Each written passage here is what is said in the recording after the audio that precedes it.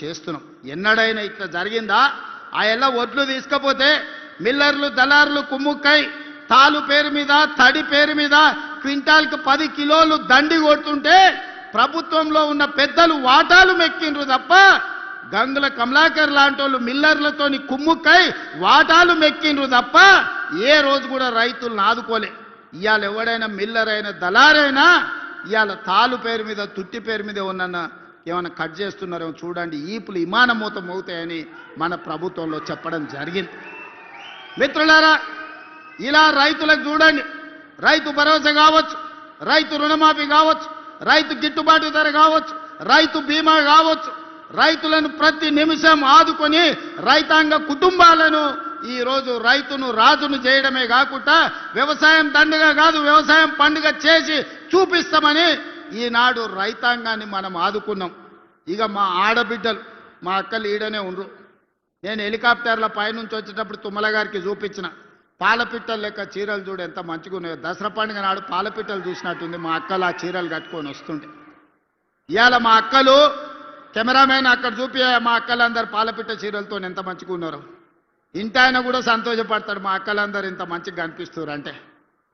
ఇవాళ మా అక్కలందరూ పాలపిట్ట చీరలు కట్టుకొని ధైర్యంగా మా తమ్ముడు వచ్చిండు పండుగ పూట చీర పెడితే మాకు సారే అని చెప్పి ఇవాళ తమ్ముడిని ఆశీర్వదించడానికి ఇంత దూరం వచ్చారు మా అక్కలు.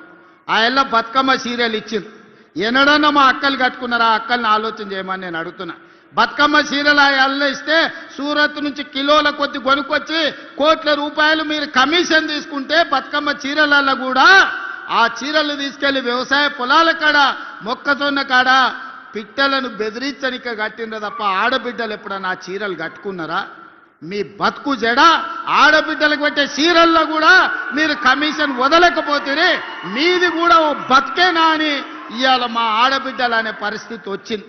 కానీ ఇవాళ మా అక్కలు సంతోషంగా మేము ఇచ్చిన ఇందిరమ్మ చీరలు కట్టుకొని ఇవాళ వచ్చారు. అదేవిధంగా మా పొన్నం ప్రభాకర్ చెప్తున్నాడు, మొన్న సమ్మక్క సారలమ్మ జాతరలా లక్షలాది మంది ఆడబిడ్డలకు ఉచిత బస్సు ఇచ్చినామని. నేను అడుగుతున్న ఇవాళ 2 ఏళ్లలో మా అక్కలే సాక్షి, ఏడన్నా బస్సులు ఎవరన్నా ₹1 అడిగినరా అక్క? మిమ్మల్ని కిరాయి అడిగినరా అక్క? నిజం చెప్పురి. అడిగితే మీ తమ్ముని ఫోటో చూపించమని ఆయననే చెప్పిన కదా, కిరాయి పైసలు అయితే మా తమ్ముడు కడతాడు, పట్టణంలో ఉన్నారు తెచ్చుకోపోండి అని చెప్పమన్నానా?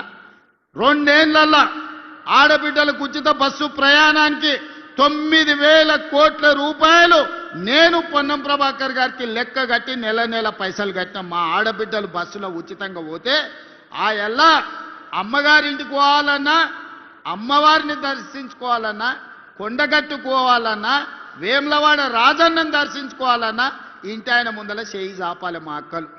అయ్యా నేను రాజన్న దగ్గరకు పోయేస్తా, కొండగట్టుకు పోయేస్తా అంటే ఇంటి ఆయన చెప్పడే ఇప్పుడు దసరా పండుగ కదా దీపాలకు పోదు కానీ లేకపోతే ఉగాది పండుగ పోదు, ఇప్పుడు ఏం తొందర ఉందని.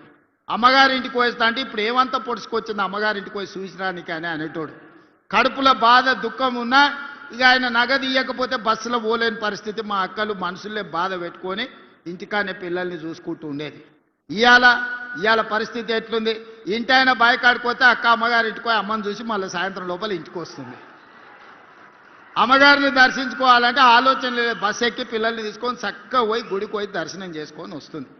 9,000 కోట్ల రూపాయలు ఇవాళ మా ఆడబిడ్డల కోసం నేను ఖర్చు పెట్టినా.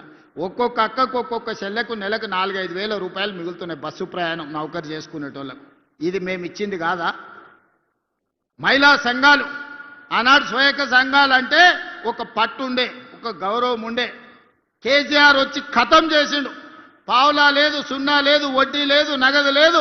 మా ఆడబిడ్డల చేతుల సిల్లి గవ్వ లేకుండా చేసిండు.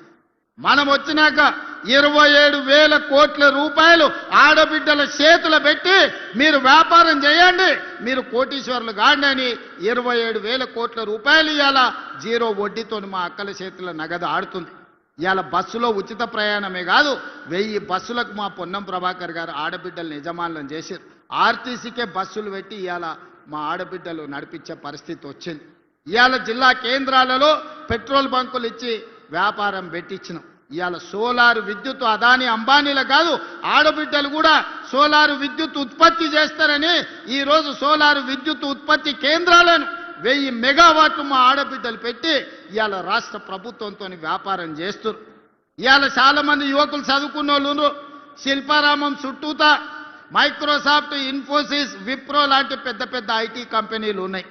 ఆ పక్కనే ఆడబిడ్డలకు 100 కోట్ల రూపాయల భూమి ఇచ్చి 150 స్టాల్స్ శిల్పారామం పక్కనే పెట్టించి వాళ్ళు తయారు చేసే వస్తువులను ప్రపంచానికి అమ్మేటట్టు ఈరోజు అవకాశం కల్పించినాం. ఇవాళ ఇక్కడ ఉన్నోళ్ళు ఎవరన్నా మా అక్కలు తయారు చేసే నిర్మల్ పెయింటింగ్స్ కావచ్చు, చేతితోని తయారు చేసే వస్తువులు కావచ్చు, ఆన్లైన్లో అమెజాన్లో ఆర్డర్ పెట్టడానికి ఇవాళ మా అక్కలు తయారు చేసిన వస్తువులు ఆన్లైన్లో ప్రపంచానికి అందుబాటులోకి తీసుకొచ్చినాం. ఇవన్నీ మా ఆడబిడ్డల ఆత్మగౌరవం పెంచడానికి మేము చేసిన ప్రయత్నం కాదా అని నేను అడుగుతున్నా. ఇవాళ ఒక పక్కన రైతులు, ఇంకొక పక్కన విద్యార్థులు, మరో పక్కన నిరుద్యోగ యువకులు, ఇంకొక పక్కన ఆడబిడ్డలకు ప్రతి విషయాన్ని అడిగి తెలుసుకొని వాళ్ళ సమస్యలు ఒకటొకటిగా పరిష్కరించుకుంటున్నాం. 10 ఏళ్ల నుంచి తెలంగాణ రాష్ట్రంలో నీ పీడ బట్టి, నీ చీడ బట్టి సమస్యలు పేర్కపోతే ఒకటొకటి పరిష్కరించుకుంటూ వస్తున్నాం. ఆ ఏళ్ళ మేము అధికారం ఇచ్చినప్పుడు 70,000 కోట్ల అప్పు ఉంటే 10 ఏళ్లలో 8,11,000 కోట్ల రూపాయల అప్పులు మన నెత్తి మీద మోపిండి అయ్యగారు. పోయి ఫామ్ హౌస్లో వండుకున్నాడు, నీ సావు నువ్వు సావని. 8,11,000 కోట్ల రూపాయల అప్పులతోని నాకు అధికారాన్ని చేతులు పెడితే ఏం చెయ్యాలా నాయనా అని దిక్కుదోచని పరిస్థితిలో కన్నోని కాళ్ళు పట్టుకొని ఢిల్లీకి పోయి అడుక్కోనోని అందరి దగ్గర పోయి కూర్చొని ఇవాళ ఒక దారిలోకి పట్టుకొచ్చి ప్రభుత్వాన్ని నడిపే పరిస్థితి తీసుకొచ్చినాం. ఒకటొకటిగా అప్పులు కట్టుకుంటూ వస్తున్నాం. అసలుకు మిత్తికే ఆయన చేసిన అప్పులకు మిత్తి కట్టనికనే నెలకు 5-6 వేల కోట్ల రూపాయలు కట్టాల్సి వస్తుంది. సంసారం దివాలా దీపించిండు, బజార్లో ఇజ్జత్ లేకుండా చేసిండు, సిల్లి గవ్వ ఉట్టకుండా చేసి రాష్ట్రాన్ని ఆడ పడేసిపోయి ఫామ్ హౌస్లో వండుకున్నాడు. నీ సావు నువ్వు సావుపో, ఇక నేను రాను బడికే రాని అంటాడు. నెల మాత్రం జీతం తీసుకుంటుండు, దానికి మాత్రం ఏం తక్కువ లేదు. వెనకటికో పెద్ద ఆయనే చెప్పిండంట, మందేమో ఎప్పటోళ్ళనే మూలుగూడనేమో మున్పటోళ్ళనే అని. మందేం తగ్గలే, మూలుగూడ కూడా తగ్గలే. అది అట్లనే ఉంది, ఇది ఇట్లనే ఉంది. కానీ అధికారం ఉంటేనే నేను అసెంబ్లీకి వస్తా, లేకపోతే రానుపో అని అన్నాడు. బడికి రాకపోతే పిల్లగాని ఈపులు వలగొట్టడానే పంతులు. ప్రభుత్వ ఉద్యోగి నౌకరికి పోకపోతే జీతం కట్ చేస్తలేరా? మరి ఇవాళ కేసీఆర్కి ఏం కట్ చేయాలని మిమ్మల్ని అడుగుతున్నా. ఒక్కరోజు కూడా అసెంబ్లీకి రాడు, ఒక్కరోజు కూడా ఒక మంచి మాట మాట్లాడాడు. వస్తే ఏదో ఒకటి శాపనార్థాలు పెట్టిపోతాడు. 40 ఏళ్ళ అనుభవం అంటాడు. నీ అనుభవం అంతా మమ్మల్ని శాపనార్థాలు పెట్టడానికేనా? ఇది తెలంగాణ సమాజానికి ఏమన్నా మంచిదా? మీరు ఒక్కసారి ఆలోచన చెయ్యండి. అందుకే ఇవాళ వాళ్ళందరూ కట్టగట్టుకొని మన మీద విషం జుమ్ముతున్నారు. ఓ రోజు తండ్రి, ఓ రోజు కొడుకు, ఓ రోజు అల్లుడు, ఓ రోజు బిడ్డ, ఓ రోజు సటకుని కొడుకు. ఇక సటకుని కొడుకు నుంచి చెప్పాలంటే మిడ్మానేర్ ఉందనే ఉంది కాడ రవీందర్ అని ఆ ఊర్లో కొట్లాడినోడు ఉన్నాడు. చివరికి మిడ్మానేర్ల పట్టాలు కూడా వదలలేదయా. రాష్ట్రాన్ని దోసుకున్నదే కాదు, మిడ్మానేర్ల పేదోళ్ళకి ఇచ్చే ఇండ్ల పట్టాలు కూడా సడ్డకుని కొడుకు ఇవ్వలే. ఆ సడ్డ కూడా ఈడ ఇసుక దందాలు ఎట్లా చేసిండో మీకు అందరికీ తెలిసి, చొప్పదండి వాళ్ళు అందరు తెలుసు, నేను కొత్తగా చెప్పాల్సిన పని లేదు. ఏదన్నా వదిలినరా, గాలి వదలలే, నీరు వదలలే, ఇసుక వదలలే, రోడ్డు వదలలే, కంకర వదలలే. రాష్ట్రాన్ని మొత్తం గుల్ల చేసి ఇవాళ దోపిడీకి పాల్పడి ఈ మున్సిపల్ ఎన్నికల్లో ఓట్లు అడుగుతామని వస్తారు. అందుకే ఇవాళ మిత్రులారా, మున్సిపల్ ఎన్నికలు ముఖ్యమంత్రిని కాదు, మున్సిపల్ మంత్రిని కూడా నేనే.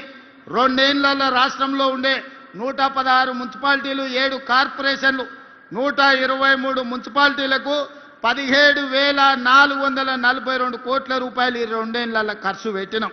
ఇవాళ ఉత్త కరీంనగర్ జిల్లాలో ఉన్న మున్సిపాలిటీలు మొత్తానికి కలిపి 15 ఉంటే, 2 కార్పొరేషన్లు, 13 మున్సిపాలిటీలు ఉంటే దాదాపుగా 2,778 కోట్ల రూపాయలు ఈ మున్సిపాలిటీలకు ఇవ్వడం జరిగింది. ఒక్కొక్క దాని లెక్కలు కూడా ఈరోజు మన వాళ్ళు నాకు అందించారు. రామగుండానికి 586 కోట్లు ఇచ్చారు. ఉత్త కరీంనగర్కే 1,489 కోట్ల రూపాయలు ఇవాళ కరీంనగర్ మున్సిపల్ కార్పొరేషన్కి ఇచ్చిండ్రు.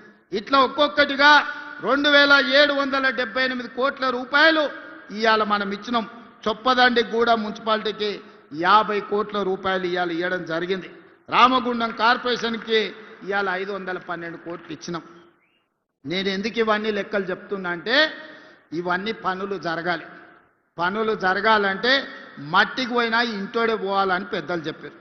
మీ సందులో ఉండే కౌన్సిలరో, మీ కార్పొరేటరో, ఎమ్మెల్యేతోనో మంత్రులతోనో కలిసి పని చేయించుకోకపోతే మీ పనులు ఎక్కడి అక్కడనే ఉంటాయి.